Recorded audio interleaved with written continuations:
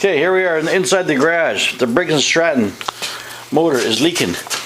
What's happened is, I think down on this side here, this motor was new. The crankcase, the boss on the back of that bolt was broken. So I think I have in there a bolt with a nut on the back side of it. We tried epoxy and all that didn't work with the darn. So now the oil's leaking out down in here somewhere. You see it's all wet down here.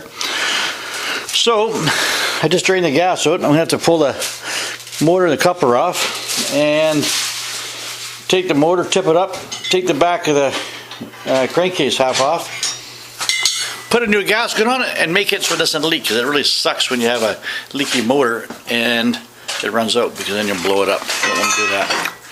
Let's get her off. Okay, I got the hydraulic pump off. This is a two-stage pump. That's what makes this thing work so well. I got the bolts undone on here now.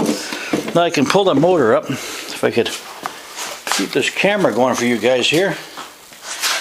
And anyway, I'll get that turned around and we'll have a look. And I just gotta get that done and get the crankcase pulled apart.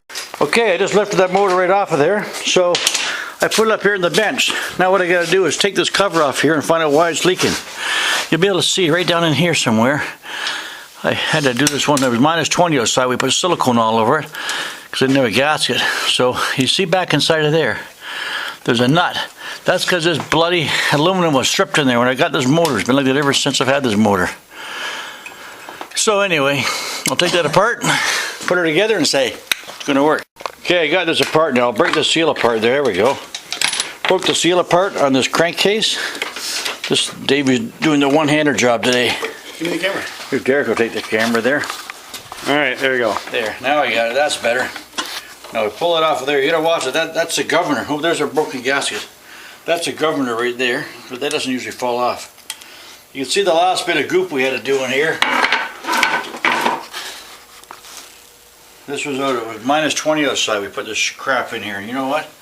It actually worked pretty good. We can see it's been leaking through here. So I'll clean all this up, get this all prepared, and we'll get the crankcase new gasket. We'll put a new gasket on there, and hopefully that'll go back together there, and we can get this thing to work again.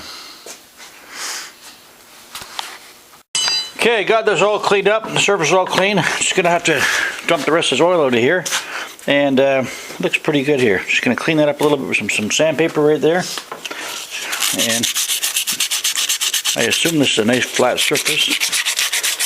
And we'll clean all this up, and we'll get her all ready to go here, back together. Well, Derek just pointed out something. This gasket change is probably not gonna do jack shit, and here's why. If you look down here, look at that. There's a crack right there. Now if I pull on that, see that? That crack is opening up. This crankcase is screwed. NFG, it is screwed. So Briggs and Stratton, this motor is not going to work. I don't even think it's cracked. You can see it. There's a crack all the way down there. So I think I might as well just forget about putting a gasket on her, because this one kind of sucks shit right now. Well, let's find an alternative. Plan B. Get another motor. Stay tuned. Well, that motor got a cracked crankcase, so I guess we're not going to use it. So what I did, found one today. Rather than a 8-horse, now we got a Briggs and Stratton 10-horse, and I got it for not $2 1/4. Got it a fair bit cheaper than that. So the splitters tonight will go back together. But this one just came off a power washer, he said. Got a muffler on it.